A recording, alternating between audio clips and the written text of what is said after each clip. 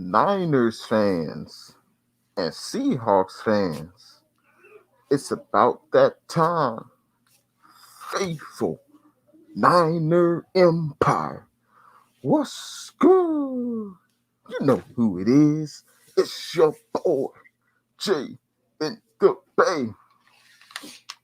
And once again, it's always a pleasure and an honor to be on with the best fans in the NFL, the faithful, the Niner Empire. Always a pleasure to be in front of you guys. We do have a special guest on. He will be on shortly, and that's Steezy A Smith. He is a Seattle Seahawks fan. And in this show, we will discuss the latest, of course, the latest news regarding both teams. And then we'll also preview the 49ers versus Seahawks game. This is obviously a division game. Both teams know each other real well.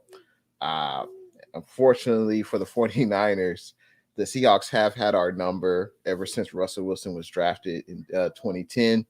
You know, the Seahawks have a 15-4 record versus the 49ers. And for those 49ers, obviously there were some lean years, prior to Harbaugh being brought on as head coach. And there were also some lean years after Harbaugh got fired. It kind of seems so long ago, but then part of me says it doesn't. But Russell Wilson and the Seattle Seahawks franchise have had a lot of success versus the 49ers. And Kyle Shanahan has a 2-7 coaching record, win-loss record versus the Seahawks. But I think you have to throw all that out the window. These two teams know each other real well. The Seahawks are playing at home in front of their home crowd. They're going to be hyped for the game. They're going to play their hearts out for their fans, and that's still, the 12. That's still an amazing crowd, even though the Seahawks are, they're at they have a 3-8 record right now. The season is looking pretty bleak. They've lost their last three games, but none of that really matters once the players hit the field. Shout out to everyone watching J Bay Facebook, J Bay YouTube, J Bay Twitter. I appreciate everyone's support. Let's say what's up to the people in them comments. Let's see, we got Bay Area Throwbacks. What's good? Thanks for tuning in to the stream, Bay Area Throwbacks. How is your Saturday morning going? Hopefully everything is going well. We also have the Niner Sickness Podcast. What's good? Thanks for tuning in to the stream, man. Hopefully you're having a great Saturday morning. Hopefully all is well on your end. I know you are very, very excited for the game, as am I and every 49er fan. I mean, if we're able to win this game, that would be 4 straight wins, and that's definitely a 360 turnaround from where we were 2 months ago. That's for sure. Bay Area Throwback says, ready to see the Niners cook up some Seahawk. Absolutely, man. Absolutely. Definitely ready for that. And the Niners, we're playing the best football all year, I feel, on this 3-game winning streak. We're running the hell out the ball. The defense is forcing turnovers. All facets of the team are playing, pretty well. And that's all you can really ask for. And I think we've rediscovered our identity on offense by, running the ball, winning the time of possession, especially winning on third down as well. We're doing a hell of a job of doing that as well. And this 49ers team is rolling. And I think we're meeting the Seahawks at the perfect time from a 49ers standpoint, because the Seahawks franchise right now is just in turmoil. Russell Wilson coming back from the injury, he doesn't look the same. Pete Carroll, will he be back next year? They have a lot of issues. They can't run the ball. The defense is historically bad this year. So the Seahawks have got, a ton of problems. That's for sure. David McNew, what's good? Thanks for tuning in to the stream, man. He says, David says, what's up, Jay in the Bay? Sea chickens always show up against us. Yeah. And that's why, I have to mention the stats. Obviously the Seahawks have been successful against us historically over the past decade. But obviously they struggled this year. But you can't sleep on number 3, right? You can't sleep on Russell Wilson. He's still You know, he hasn't proven it this year, but he still has the ability to be one of the upper echelon quarterbacks in the NFL. Make no mistake about it. But it just seems like he's still recovering from that finger injury. But our special guest is here right now. Help me welcome Seattle Seahawks fan, YouTuber. And that's not all he does. He does talk about other sports and other teams as well. But today we're going to focus on the Seattle Seahawks.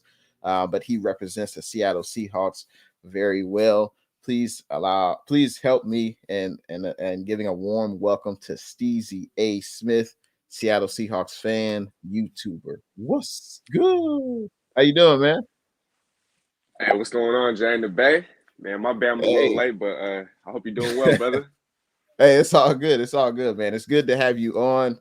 That's the underrated thing about YouTube and collabs. You know, you got to make sure our schedules match. Unfortunately, we were able to link up this morning. But yeah, how are you doing? Obviously the Seahawks are struggling right now, but how are you doing, Steezy?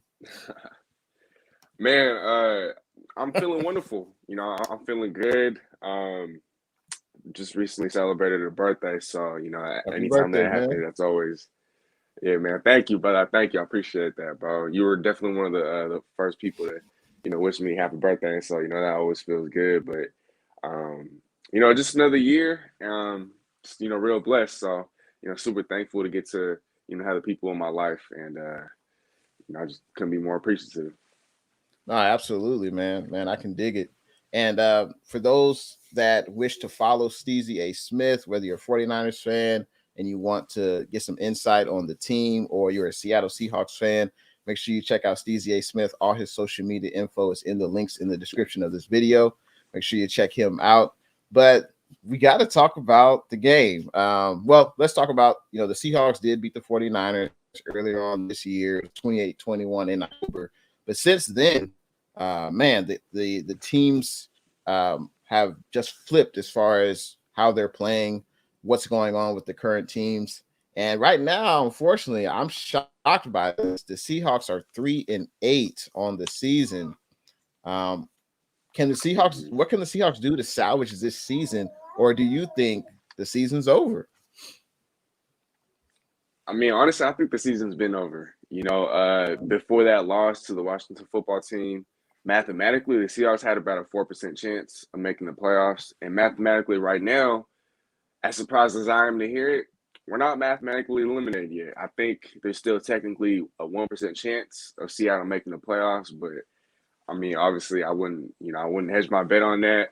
Um, yeah, I mean, I feel like the season's over, but it is still salvageable in a way. And the reason why I say that is because I think if Russ is gonna want to stay, I think he at least wants to see some fight from this football team. And how you can salvage this season is by hopefully trying to convince Russ that this is the place to stay. And so what if Seattle's able to pull off a little 3, 4, 5 game run? Win 3, 4, 5 in a row.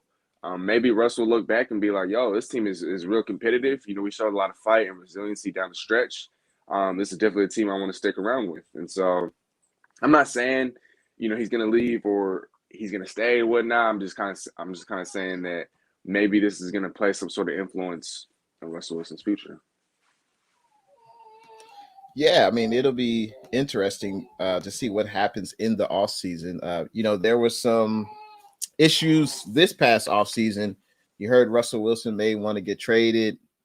His agent, gave out, several teams that, may that he may want to get traded to. Uh, Russell Wilson he's want to have more say in what goes on in the front office and things like that. So it'll be very interesting to see how this plays out from an outsider's point of view, and also every other team in the NFC West. But let's speak on it. Do you think?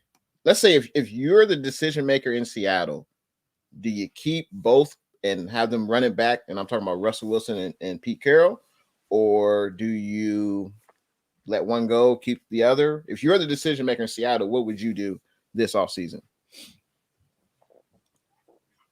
So me personally,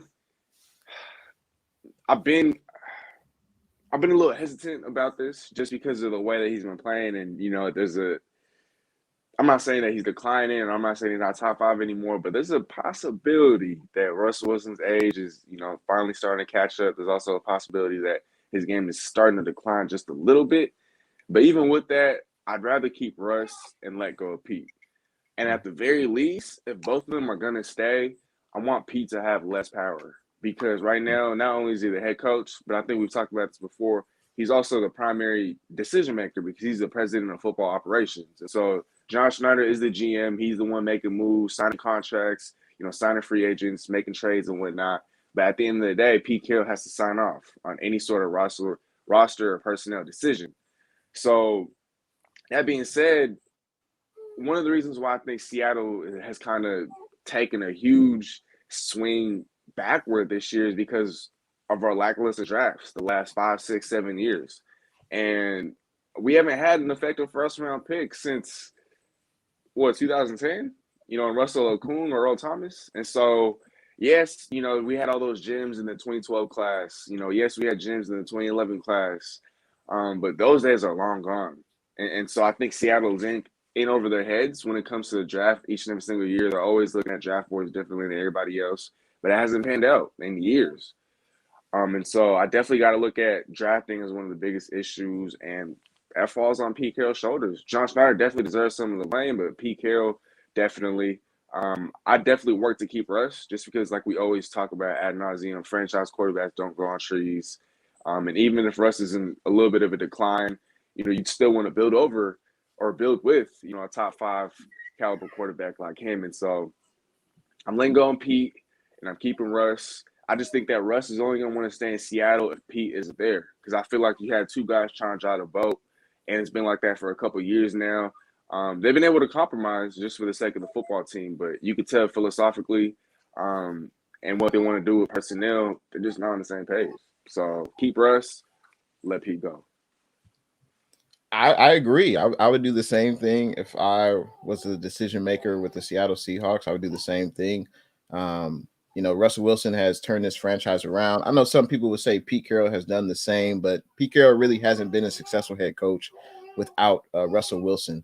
And you mentioned the draft. That's something that doesn't really get talked about a lot, but you're right. The Seattle Seahawks have not had success basically since the Legion of Boom. Since that era has been gone, they haven't really hit on draft picks. That's why they've had to make trades for, Dwayne Brown, for Jamal Adams and things like that. So, they haven't really been able to restock the talent on the team through the draft. They've had some blunders there, some missed picks, and that's really hurt the team. That's for sure, especially when you're paying your quarterback the amount of money Russell Wilson is getting paid, 30+ million a year. So, but yeah, man, I appreciate you answering that question. Let's continue with the comments. Let's see. Niner Sickness says, since Russell Wilson can't cook anymore, we'll just cook him on Sunday. Go Niners. I agree, but you never know. You never know with Russ, man. He is still he's owned the 49ers since he's been there. But we'll see what happens. Niner Sickness says Russell Wilson going to the Saints. There's a lot of possibilities going into the offseason. That's for sure. Can you still hear me, Steezy? I can't hear you. Can you hear me? Yeah, I can hear you now. Okay. Yeah, I can hear you now. Okay. For some reason, I can't hear you at all. So I'm going to leave the room and I'm going to come right back. Okay. Because I can't hear you. Okay.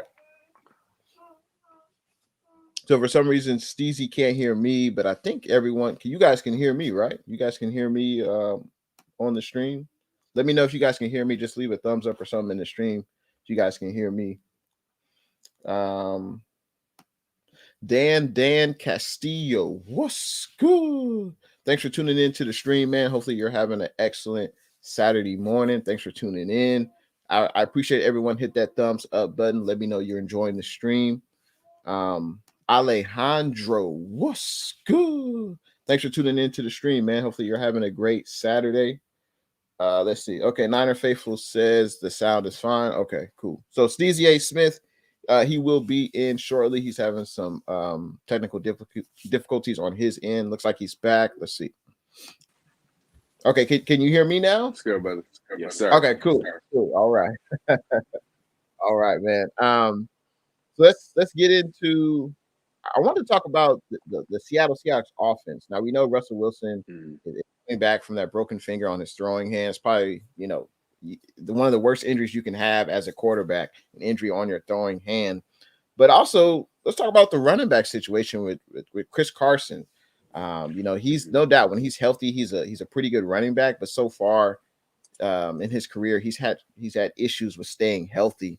What are your thoughts on running back Chris Carson and the lack of this running game and not being able to help the offense? I feel like Chris Carson's always been an underrated player in the Seahawks offense, and definitely not having him in the lineup, that's hurt Seattle's ground attack severely. I mean, I think Seattle's actually bottom 10 in the NFL in terms of rushing yards per game at 92.5. And all time without Chris Carson, the Seahawks are under 500 without him, 11-15 in games played without Chris Carson. And so he plays a vital part in what the Seahawks want to do. Obviously, Seattle wants to run the football. That's Pete Carroll's preferred identity, is to run the football. But without Chris Carson, he hasn't played since week 4. You could tell, the difference in the Seahawks offense. Play action is no longer a threat. The ground game is no longer a threat. And Alex Collins, he was able to put together a couple of good games. But since I think that game against the Steelers or the Saints, he just hasn't been the same. He's just been really inconsistent. I think a lot of that has to do with the offensive line. Offensive line has been playing pretty bad, to say the least. And so, without Chris Carson there, who I think is a top 10 running back in football, he's one of the most underrated in football. Not having him there, not a lot of people are talking about that. So he definitely plays a vital role. And with him not in the lineup, you're seeing the results. And it ain't pretty.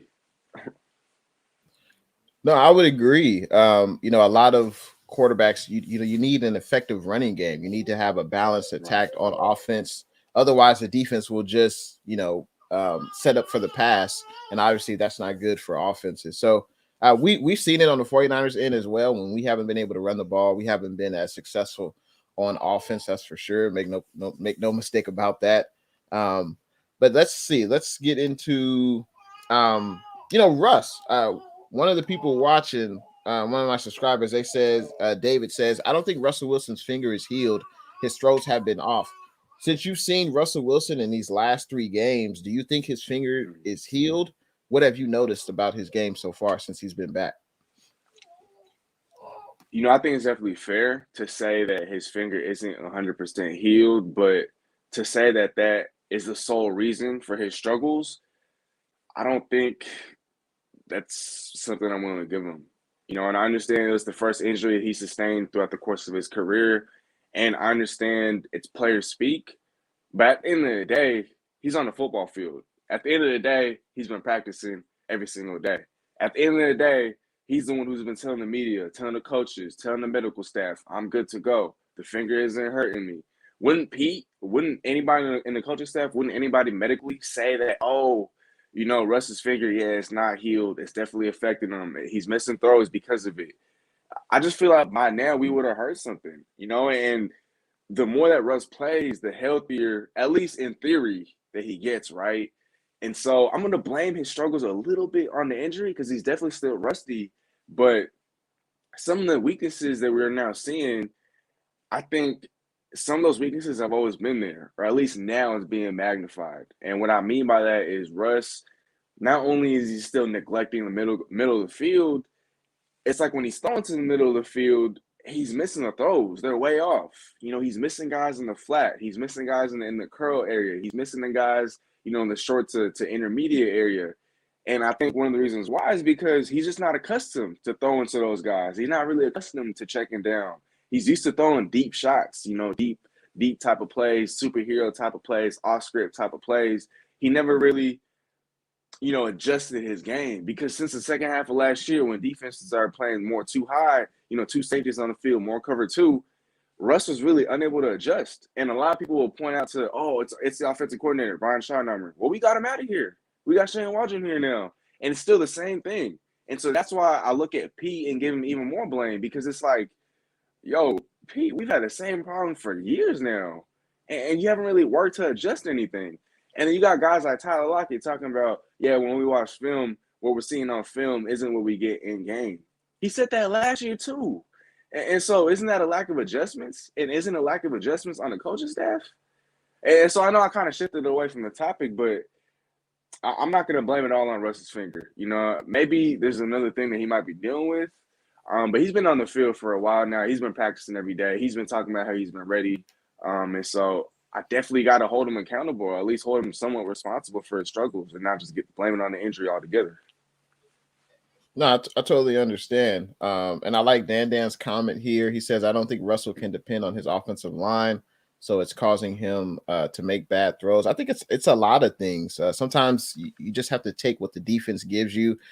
We all know I love as from a fan perspective. I'm just talking about as a general fan. I love to see Russell Wilson play because he's very dynamic in the pocket. He always looks to make that deep throw. And you never really know what you're going to get. You just know you're going to get some spectacular highlight plays. But from a 49er fan perspective, obviously, it's a totally different game. We feared Russell Wilson, and yeah, he does not seem like he's the same quarterback, whether it's decision making, taking what the defense gives you, lack of running game. I think there are some effects from the injury. I mean, I don't see how it could not. I mean, he's trying to grip a football, and his finger is still healing. It takes time. And of course, he's taking hits too. So that can't necessarily help him in his recovery. But it'll be interesting to see what type of Russell Wilson we will get.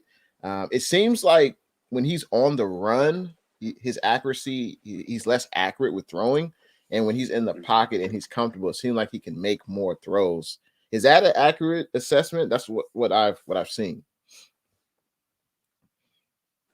So you're just talking about his ability to throw on the run? Right, because that used to be, I'm not going to say he can't do that anymore, but that was one of the things that set him apart from other quarterbacks was his ability to move out the pocket, extend plays, and throw on the run. But it seems like since he's come back from the injury, his accuracy on the run is not what it used to be. And and how could you not attribute that to the finger? But have you noticed that, or you just think it doesn't matter if he's in the pocket or the run, he's still struggling to be accurate with the ball? No, I've definitely noticed that, and I feel like definitely on the run, he's not as mobile as he once was. He's definitely not as fast as he once was. And so that's why those plays, they're not coming about as often, as they used to. But I would definitely blame it on the finger. I mean, when you're throwing on the run, that's a lot tougher than just standing in the pocket. Like when you're running, that's a whole nother thing. And so, the accuracy hasn't been there, but I mean, I'd most likely attribute it to the finger. I don't want to be too hard on Russ, but it just hasn't been there. It's not the same this year.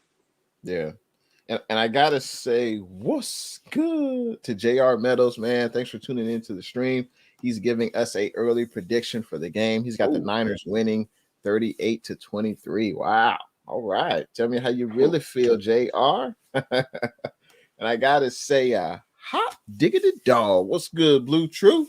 Blue True with a nice contribution to the J and the Bay channel. I appreciate that.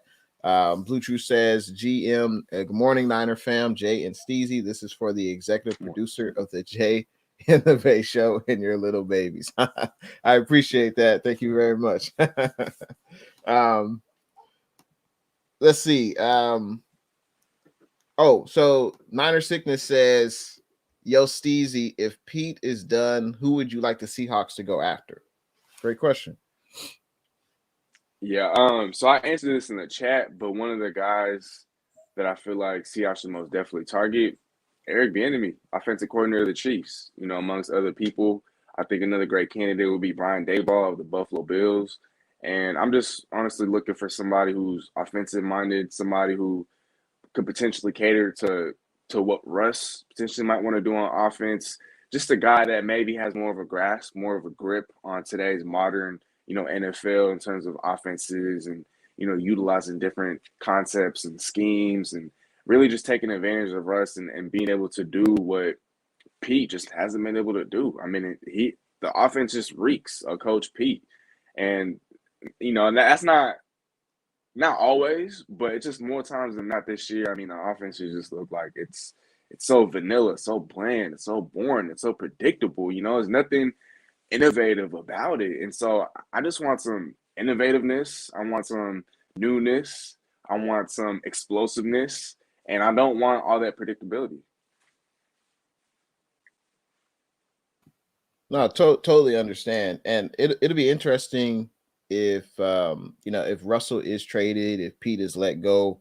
What will the Seahawks do at the quarterback position? Because you guys don't have a first round pick in the 2022 draft. But I would imagine if you trade Russell, you'll probably get a first round pick back. That's what I would assume. So it'd be interesting to see. I haven't heard too much about the quarterbacks coming out in this year's draft class, but that's really there's not any. Well, at least worthy of like taking in the top 10. There just really Right. isn't a surefire prospect. So I don't think that's a great sign. But. Okay. All right. I gotta say, what's good to Edward? Thanks for tuning in to the stream. He says, good morning, Steezy, J, Beto, and Faithful. Tomorrow, C era is officially ended. Let's go.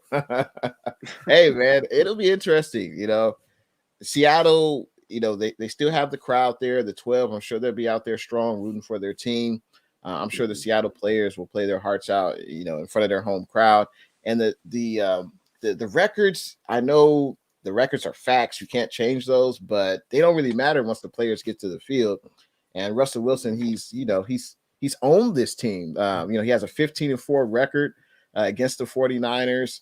Shanahan is only 2-7 against the Seahawks. So as a fan base, I can say, oh yeah, we should be able to beat the Seahawks on paper. The Seahawks aren't the same, but once the players start playing, we'll see what happens. We are missing, not sure if you know, Steezy, we are Fred Warner. He's doubtful. Hopefully he does not play. We don't want him to re-aggravate. I think he has a hamstring injury. We don't want him to re-aggravate that. Who else? Debo. His name's escaping me. Yeah, exactly. How can I forget Debo? Debo's out with the growing injury as well. But I think we will be okay. I'm more concerned defensively than offensively because I'm sure you heard of the man, Elijah Mitchell. Is having an excellent rookie season. He'll probably break the 49ers rushing rookie record, maybe in this game or the next one, but he's having an excellent year. A six round draft pick.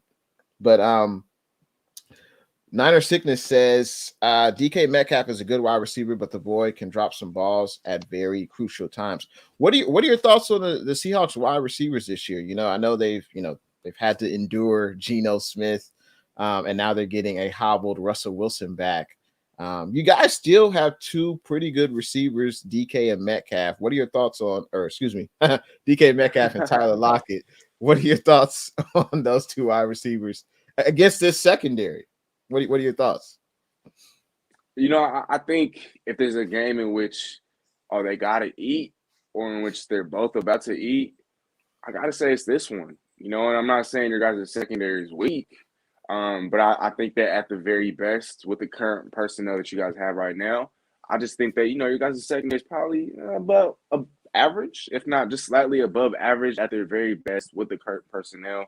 Obviously the names aren't always going to be there, but I think what Jimmy Ward's been playing pretty well as of late. He's kind of helped to solidify that secondary. I know Kwan Williams has been solid as well, amongst other, DBs. And so, but it's not, the toughest out there. And, you guys definitely play hard. You guys have a pass rush, that helps. And so I just think that with DK struggling, I don't think he's eclipsed 50 yards since week 7. I think he's in for a bounce back game. Tyler Lockett, he's been finally starting to put up numbers again with Russ Wilson in the fold, even though it hasn't necessarily led to wins. But I definitely do think that the San Fran secondary is vulnerable. And if there's something or if you're looking at game plan against that defense, definitely, emphasize the passing attack. Whether that's with quick throws to avoid the pass rush, whether that's, with deep shots down the field.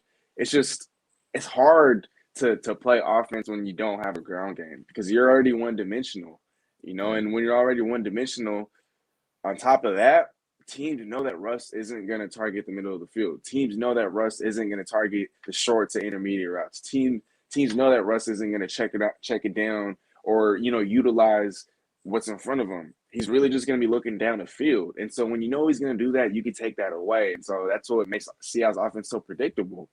But that being said, like I said, emphasize the passing attack. DK got to get going. Tyler Lockett got to get going early. Yeah, and it's about time they both have a breakout game. I mean, like you said, this is a top 3, top 5 wide receiver duo in all the NFL. So you're telling me Josh Norman doesn't strike fear in Russell Wilson and the Seahawks wide receivers? Not like he used to. Not like he used to. He's a guy that I definitely forgot to mention. But real quick though, bro, if I may, just to go back to Niner Sickness's podcast's comment, that's actually been my biggest issue with DK this year. I mean, yes, he's phenomenal. Yes, athletically, physically, he has it all, you know, and I think he still can be a top 5 receiver in his league, but a lot of his drops have come on third down. A lot of his drops have come in crucial situations. A lot of his drops have been drive killers. And when you look at Seattle's offense is last in the league in third down conversion percentage. Well, Seattle's number 1 targeted most receiver on third down is DK Metcalf. Second most targeted receiver on third down is Freddie Swain. And you wonder why Seattle is so bad on third down. There's a lot of other reasons why Seattle's bad on third down. But with DK being the primary option on third down and with the Seahawks offense being that bad on third down, some of that blame has to go to DK. I mean, he's dropping a lot of balls. Yes, he's making spectacular catches, making acrobatic catches, making crazy catches, making, huge plays, but some of that's being offset by some of these bad plays. And I actually got into a little debate last week. It was between Terry McLaurin and DK Metcalf, who I think is a better receiver. And surprisingly so, in terms of who the more polished receiver is, I actually went with Terry McLaurin. I just feel like he's more technical, he's more reliable, he got better hands, and just being a pure wide receiver, he's better in that regard. And so I don't know if you agree with me, bro. I don't know if you guys out there agree with me, but I think that's kind of what it's been, Yeah, and DK has been inconsistent, but it seems like that's something that he can work out. It seems like he just needs to put in the time, because he definitely has he has all the tools. He's got the athleticism, he's got size, he's got speed, he's got everything. But if his issue is dropping balls, that's probably one of the easiest issues to correct. Just focusing, practicing, working on your craft. Because there's no doubt we've seen DK be great. But DK and Tyler going up against his 49ers secondary will be an interesting matchup. Honestly, the Seahawks wide receivers have, kind of had their number. They've kind of had their way against the 49ers secondary. Obviously, we're without Jason Verrett. But Josh Norman, he's not great in coverage, but I love his physicalness that he brings to the defense, his tenacity. He's willing to get in the offensive players' faces. Sometimes he crosses the line, but he just needs to realize, hey, reel it in a little bit. But also, Josh Norman, he leads the league in forced fumbles, and I think this is part of the reason why he's still on the field, because he can force the ball out and get the ball back to the offense. But quietly, Emmanuel Mosley, who will be starting opposite Josh Norman, K'Wan Williams, who will be playing the slot cornerback position. They've been playing pretty well this year. Granted, this will be the stiffest test going up against DK and Tyler, especially when Russell Wilson decides to throw the ball deep. We've had issues. I think we're still the most penalized team as far as defensive pass interference penalties this year. But it seems like the last month or so, we've kind of cleaned that up. So we'll see. I know Russell Wilson will test his secondary, and it'll be interesting to see what comes about that, on Sunday. Gotta say, what's good to Seahawks Eddie? Thanks for tuning in to the stream, man. David McNew says Shanahan has not ruled out Fred Warner yet. I hope he does, because I would hate for Fred Warner to come back too early from that hamstring strain or pull, whatever, and re-injure it, and then he'll be out for several weeks. So, I would exercise extreme caution with Fred Warner. Azeez has been playing very well in his absence, and I would, stick with that. I would just sit out Fred Warner. Niner Sickness Podcast with some great positive energy. He says, Steezy, I hope you don't trip out. We don't know each other, but God wanted me to encourage you by saying that he's about to answer your prayer that you've been asking for this year. Back to football, man. Hey, great, kind words, Niner Sickness, man. And I appreciate you being here and putting out that positive energy, man. I appreciate that. Let's see. Thank you. Niner Sickness says, David McNew, I hope Fred Warner plays, but let's not rush him if not completely healthy. I agree the same way, man. I completely agree. Do not rush him back. if he's not healthy. And he's probably not healthy. He didn't come back in the game last week. His practicing has been limited, if at all, this week. So I think we should just sit him out. CG Ruthless Sports. CG. Thanks for tuning in to the stream, man. Hopefully you're having an excellent Saturday morning, man. Thanks for tuning in. Let's see. Also wanted to talk about so as a Seahawks fan, and you've seen this 49ers offense, which offensive player are you most concerned about from a Seahawks fan perspective? Man, I gotta go with George Kittle. I wanted to say Brandon Ayuk just because I know that he's low-key been on a mini tear, and he was kind of a ghost to begin the year. I know he might have been in Shanahan's doghouse, but man, is he starting to turn it up? I got him on a few of my fantasy teams, and so I'm kind of rooting for his statistical output, or I'm rooting for statistical production, against Seattle secondary. But a guy that I'm more worried about is just George Kittle, just because last game he had a real quiet game. Debo's out, and so right now he's the bona fide number one. And I know he spends a lot of time blocking. He's on the line, helping out, chipping in, and whatnot. And so sometimes his statistical production won't always be there. And that's what makes him such a great player. He's in that same category as a Gronkowski when it comes to his run blocking. He's so physical. He's just such a dog. Like he welcomes and he embraces that contact, especially at the line of scrimmage, at the point of attack. And that's why I love watching him play. He's a 49er, but same with Debo. I love watching both of those guys play. I mean, those guys are straight dogs. And I just feel like Seattle secondary, our corners have still been somewhat stingy, even without Trey Brown. And so I just don't see the biggest of games for Brandon Ayuk, but I definitely can see a big game coming from George Kittle. He's only really had a few of those this year. And so I just wouldn't be surprised if he was to just erupt for, well over 100, because San Fran's going to need him in both the ground, blocking game and also in the passing game to kind of make up for Debo's absence. And then just quickly, bro, I just wanted to address Niner sickness. I didn't think there was a nicer 49er fan than either you, Ultimate Report, or CG, but, Niner sickness he's really staking a claim, and, he's real cool. And I just want to say, God bless you, brother. All glory to God. I appreciate the prayers and the well wishes, and, you'll be in my prayers too. So thank you very much. Hey, well said. Well said. I would say since, Debo Samuel will be out, there will be some other players that will have to step up. Obviously, the Ayuk show. Brandon Ayuk, you mentioned it. He's come on the last few games. He's been really productive. Jimmy G is actually looking for him and getting him the ball. I believe he's had a few touchdown catches the last few games as well.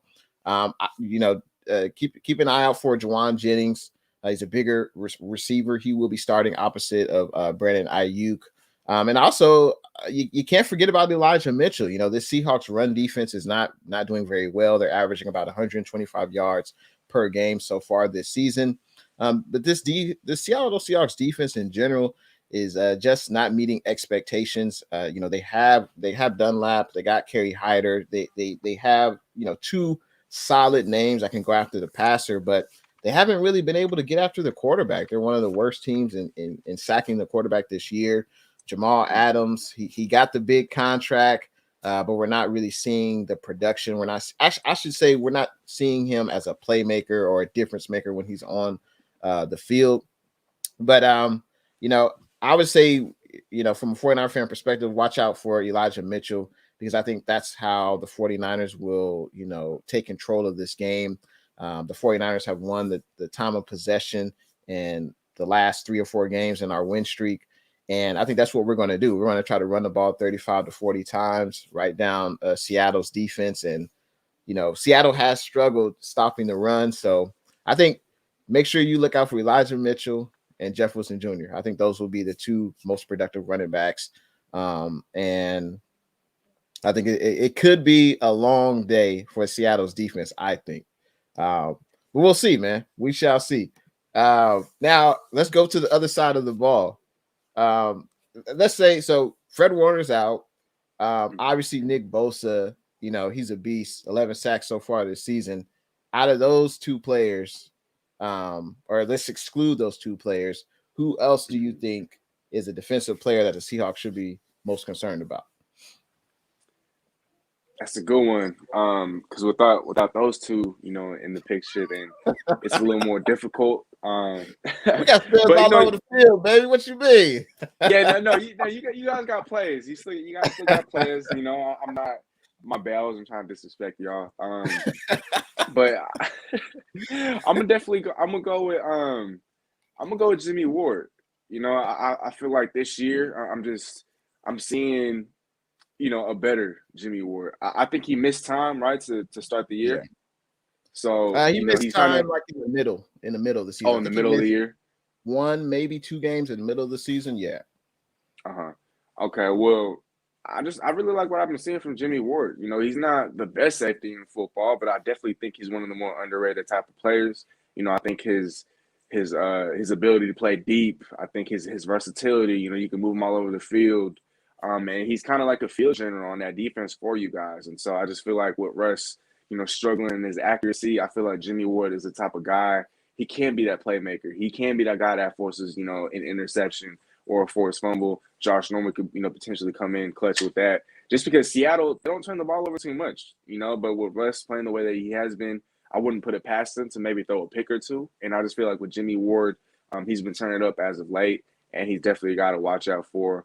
And going back to your comment earlier about Elijah Mitchell, actually, now that I think back on it, I have to agree with you. I got to say Elijah Mitchell. I got him on 4, 5, 6 of my fantasy teams, and I'm definitely rooting for his fantasy production. I mean, he's been an absolute beast. He's been one of the best pickups of the year, and so I know Seattle's run defense has been somewhat leaky. I know Seattle's defense is also top 10 in points allowed, top 10 in third down defense, top 10 in red zone defense, and so we're a bend but don't break type of defense. But we do allow a lot of yards, and so whether or not you guys win a game, I expect the ground game to be very, very, very productive. Yeah, and you mentioned total yards. The Seahawks, they give up the most total yards in the NFL, and also I think second to last in passing yards. So you could see, hey, I think the 49ers will control the game with the running attack, but we could see Jimmy G. I think Jimmy G will have to make some throws, especially on third down, in order to continue, moving the ball down the field and winning that time of possession. I got to say what's up to a few people in the chat. Payo time. What's good? Thanks for tuning in to the stream. Payo time. LA Rams fan. Got to say what's good to Travis Berg Jr. What's good, TB? Hopefully you're doing well. Payo time has a question. He says, what would a Seahawks upset win mean for the Seahawks and the Niners? I feel like if Seattle were to pull off the upset, then that would just mean that there's still fight, on this football team. And everything's really just kind of on fire around the Seahawks right now. Seattle hasn't been that good at home. We've only won one home game this year, and that was without Russ. So Russ is yet to win a home game this year. And I just feel like, that'll kind of establish a little bit of momentum to kind of close out the season. And that's what matters, especially in the NFL. It's about getting hot down at the end of the stretch. And so I know Seattle doesn't really have the playoffs to fight for, but like I said, it's to play influence on Russ's future as well as anybody else's future that might be up in the air in Seattle. They could be, fighting for the jobs, they're trying to save and salvage whatever they can. Or if they know that they're out of Seattle, they're at least trying to audition for the next job. And so there's still a lot of things to fight for. There's pride on the line as well. And there's still legacy on the line. And so if Seattle were to win, then that would definitely just play an influence, I think, on a lot of futures in Seattle. Yeah, if the 49ers lose this game, I think that would be a devastating loss, especially because Seattle, they're just not playing up to their standard. And it would be an upset, I think, if the 49ers lost this game. And I don't know the spread, but I would assume the Niners are favored, even though I know the home team gets at least 3 points, but 49ers, they should be favored. But regardless of the spread, the 49ers are just a better team right now. They're just playing better. And Seattle is, they're kind of in a downward spiral. And I think that will continue this Sunday, in their home stadium. I got to say, what's good to G Rod? He says, bad timing for Debo and Warner to be out. I agree. Two of our best players. It's never a good time for them to get hurt. G-Rod says, I feel like they're going to possibly double team Ayuk to try to take his production out. So Kyle needs to be creative here. And as Steezy mentioned, we got to involve Kittle more in the offense. I think we have to do that. Jennings as well. Debo, he's a Swiss Army knife. He was running the ball effectively the last few games. And I think Jeff Wilson Jr. will have to, take some of those carries away. And Jimmy may have to throw a little bit more just to offset, and to add something to this running game. But it will be an interesting game. Andre, what's good? Andre says, when you get this win, my two favorite teams are the 49ers and anybody playing the Seahawks. That's funny. Tell me how you really feel, man. All right. So who wins on Sunday and why? Will Steezy A Smith pick his beloved Seattle Seahawks to turn the season around with the win against a division opponent at home? What say you, Steezy A Smith? Man, honestly, bro, it's not even just me being disappointed about the season that we've had so far. I've lost a little bit more money than I'd ideally like to this year in betting for the Seattle Seahawks. And I know when it comes to, betting and stuff like that, you don't always want to mix, personal feelings, and money. And sometimes a lot of bad things can happen when you do that. And that has happened to me. It's definitely emptied my pockets a little bit. But that's not the sole reason. Like you said, right now, even despite the injuries, San Fran is just a better football team. And so until Seattle gives me more reason to give them the benefit of the doubt, in a situation like this, in a game like this, I hate to say it, and I hate to break it to all the 12s out there, but hey, you know me, I always like to keep it real, keep it 100 no matter what. I think San Fran pulls it off. I think you guys are just hot right now. You guys are the better football team. You guys are the ones that's fighting for playoff positioning. And I think right now, if the playoffs were to start today, you guys would have a 6 seed or a 7 seed, if I'm not mistaken. So you guys definitely want to be able to solidify, your stronghold on that. And with the win, I mean, who knows? Maybe you guys could climb up to as high as the 5th seed. And so, I mean, you guys have a lot more to play for. You guys are the hotter team. You guys are the better team. And you guys also have, a running back in Elijah Mitchell who's just been tearing apart defenses these last couple of games. You guys have another guy in George Kittle who's capable of, destroying any game plan almost single-handedly in any given moment. You guys still have Nick Bosa, who's one of the best pass rushers in football. And so Seattle's offense is just completely broken. I think in their last 30-plus possessions, there's been 1 or 2 touchdowns out of like about 30 possessions, or at least damn near it. And so the offense just can't seem to put up points. Russ and the team has only scored 30 or more once this year, and that was in overtime against the Titans. And so the offense has pretty much lost all of its explosiveness. It's hard to have faith in this team right now. I mean, watching the last couple of weeks, it's just been bad, real bad. So I think San Fran eventually pulls it off. I do think it'll be somewhat close down the stretch, but I just think that in the end, Elijah Mitchell, that ground game, Kittle, it'll just prove to be too much. San Fran comes out on top, 26, Seattle, 23. You said 26-23? Mm-hmm. Okay. When I saw the schedule at the beginning of the year, I never would have thought by the second time we meet up that the Seahawks would be 3-8. I never would have thought that. And I'm still going to give Seattle Seahawks their respect because, that's what they deserve. That's what they've proved over the last decade. I think this would be, correct me if I'm wrong, Steezy, but I think this would be, the Seahawks don't make the playoffs. This would be their first losing season, or I guess it's non-playoff season since Russell Wilson has been the starter. Is that correct? No, so back in 2017, Seattle actually went 9-7 and missed the playoffs for the only time in Russ's career, but this is probably going to be the second. Okay, so it's second time in like 11 years. Like that's crazy. But as you mentioned, the 49ers right now, we are the hotter team. We've just been playing a lot better.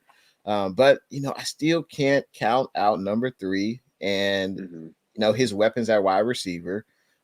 He just has great games against the 49ers. There's a reason why, he's 15-4. But I think for the 49ers to win this game, this is what they'll have to do. It's basically the same game plan that we've had over the last 3 games is, play keep away.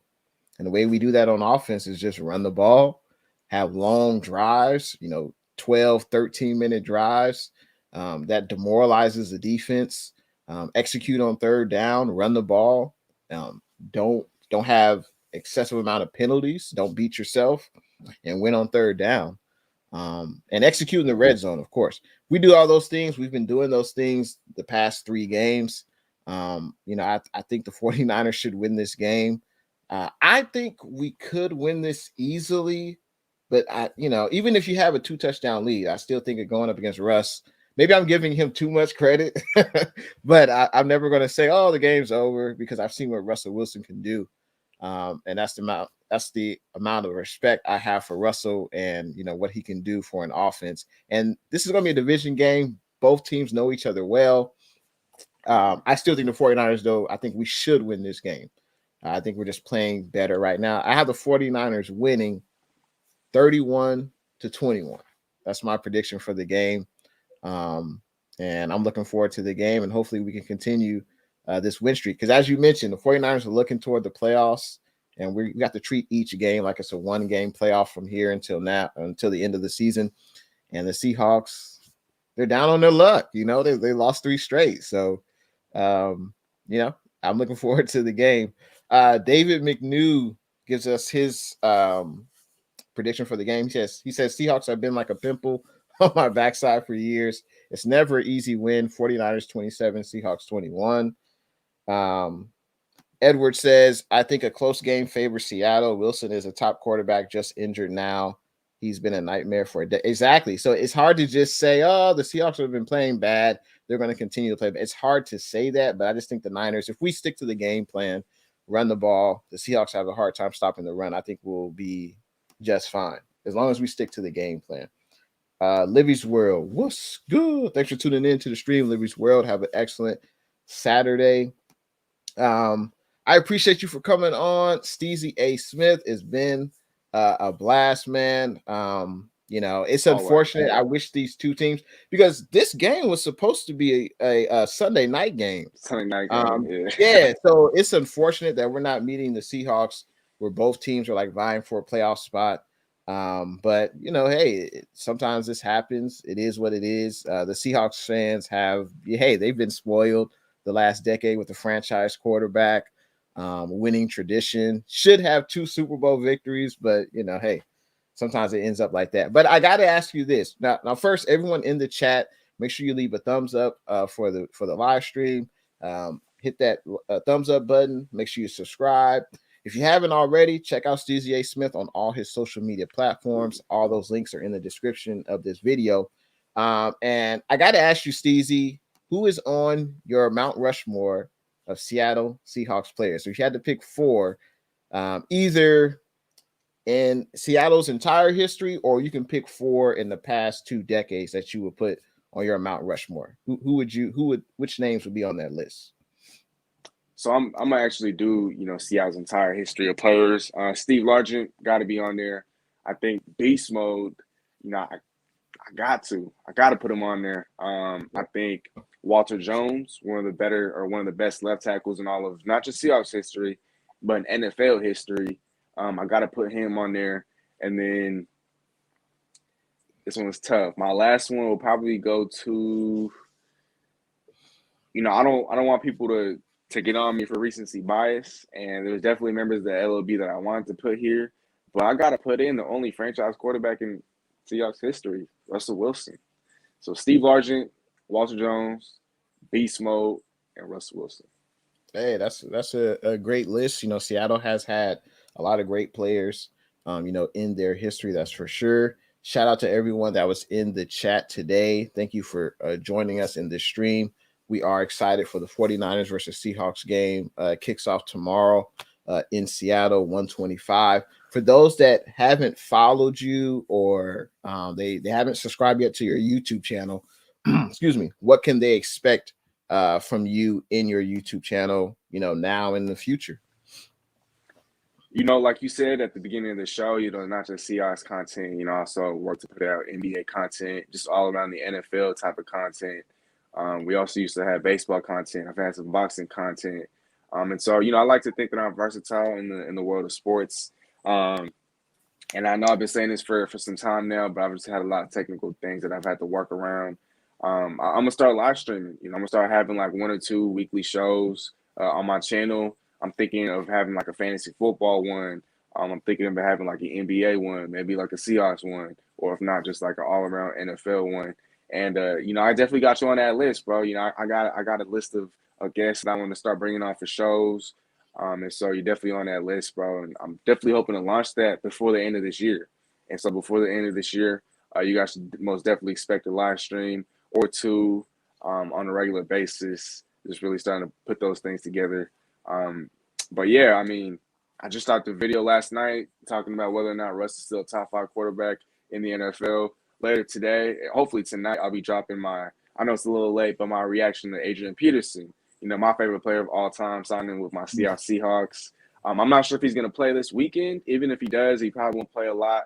And I know he's a little washed up at this point, but I mean, look, that's my favorite player. That's the GOAT right there. And so, I mean, I definitely want to get his jersey. I don't want to sound like a fanboy, but man, I love the way he plays, man. He's always been that dude to me, and I'm so glad that he got to spend at least some time here in Seattle or playing in a Seattle uniform like that. That's something I'll never forget. But yeah, that's what you guys can expect on my channel. Like Jay and the Bay said, if you guys could also holler at me on Instagram, Twitter, TikTok, it's the same handle at Steezy A Smith. But if you're tuned in, thank you so much. Show my brother here some love, Jay and the Bay. Hit that like, drop a comment, tell a friend, subscribe, share the channel, share the video. Let your good friends and family know. And yeah, I hope you guys have a beautiful Saturday. Hey, man, same to you. It's always a pleasure when we link up. I'm looking forward to linking up, of course, in the future. I'm glad we've made this connection because we'll always link up for 49ers and Seahawks talk, of course. And good luck to you and your channel and all that good stuff. And make sure you follow Steezy A Smith on all his social media platforms. It's been a pleasure having you here. I will say this, it is pretty cool to have, one of your favorite players of all time actually play for your favorite team. So that is pretty dope. But last I saw AP, he is on the practice squad, but yeah, we'll see. I guess if he does get elevated, we'll know today, to the active roster. So we'll see what happens, but man, I'll say good luck as far as health with your Seahawks this Sunday. And man, I can't wait for the game. And thanks for coming on to my stream, man. Appreciate it. Man, of course, brother. I'm glad we was able to work this out, because I know we had a couple of other days and times that we wasn't able to work through. And so like you alluded to in the beginning of the show, being able to find the right times to work together and whatnot, I think that's real crucial. It's an underrated part of, working with other collaborators and other content creators. And so I'm glad we was able to hash this out, bro. I mean, I wanted to do this. And I know we had a show earlier in the year when we first played, but, I always look forward to these. So. Absolutely, man. It's always good seeing you, man. Continue to prosper, man. And good luck this weekend. Yes, sir. Go hard. All right, man. You have a good rest of your Saturday, man. You too, brother. Thank you. All right, no problem. All righty. So that was Steezy A Smith, Seattle Seahawks fan. And also, as you just heard, he talks about a variety of other sports. Make sure you follow him on all his socials. YouTube, IG, Twitter, TikTok, all the same handle. It's always good to collab with Steezy A Smith, very knowledgeable. But he keeps it 100, with the state of the Seattle Seahawks. And it'd be interesting to see what happens on Sunday. I still get a little nervous with Russell Wilson, man. I don't know if I'm showing him too much respect, but I'm never going to say it's going to be an easy game. But the 49ers right now are playing their best this season. So if we continue to play like we've been doing, we should be able to, knock off the Seahawks in their home stadium. Thank you, Niner Sickness, for tuning into the stream. He says, great stream, gentlemen. Now I'm going back to sleep. God bless everyone in the chat. Go Niners. Jason, what's good? Jason says, I love Hate Week as faithful living in Seattle. Wow. Can't wait for the airport greet. Always the best 60 seconds of the year. Wow, you're a Niners fan living in Seattle, man, in enemy territory, man. That's good. You still represent your team. Andre says, let's run up the score like Pete Carroll used to do when he was at USC and make him choke a bit on that gum. That's pretty good. Edward says, Steezy, you're the best Seattle fan I met. Root for top picks, more L's. That's how 49ers got Bosa, LOL. JDW, what's good? Thanks for tuning in to the stream, man. Let's see. Yeah, Jason says no Wagner. I mean, he's basically he's listed as doubtful. I don't think he should play Fred Warner. Just sit out. We don't need you to, aggravate that hamstring injury again. Then you'll be out multiple weeks. Aziz has been playing well in your absence. I'm not sure about the status of Marcel Harris. I know he's been battling concussion issues. I'm sure we'll get more information on that today. Hopefully he can play, but I imagine Talanoa Hufanga would play a little bit of linebacker this game against Seattle. Let's see. David says, J intheBay and Steezy, great stream. Be safe. Have a good weekend and go 49ers. Same to you, D. Lennon Wolf. We got an AZ Cardinals fans in the house. What's good? Thanks for tuning in, man. Hopefully your weekend is going well. Edward says, have a great day and peace. Same to you guys. Appreciate everyone in the chat today. Shout out to Blue True for that donation to the channel. And I appreciate everyone in the chat today. I love when I call the chat the MVPs. I love when you guys are in the chat. You make the stream more interesting. I like when you're active in the stream, asking questions, commenting. I love it. So make sure you guys keep it up. And once again, it was a blast to have Steezy A Smith on and to get a perspective on the Seattle Seahawks. Shout out to Luke Luna for that 99-cent super sticker. I appreciate that, Luke. Thank you for your contribution to the J intheBay channel, man. Appreciate that, Double L. I will have a live stream tomorrow morning, I think at 10 a.m. We'll talk about the latest 49ers Seahawks news, get you guys ready for the game that's going to happen at 1. And, of course, I will have a post-game stream as well Sunday night, I believe around 7. But shout out to everyone. Have a great weekend. Shout out to everyone watching J intheBay Facebook, J intheBay YouTube, J intheBay Twitter. Hope all is well. Looking forward to the game tomorrow. Hey, let's go Niners. I got the Niners winning this game 31-21. And we just got to continue to do what we've been doing over the last few weeks. Run the ball, play keep away, limit the Seahawks offensive possessions. Play pretty good defense. We forced some turnovers the last few weeks. Continue that. But the 49ers are definitely the hot team right now. We just got to play like it. I'll see you guys in the next one. Go Niners.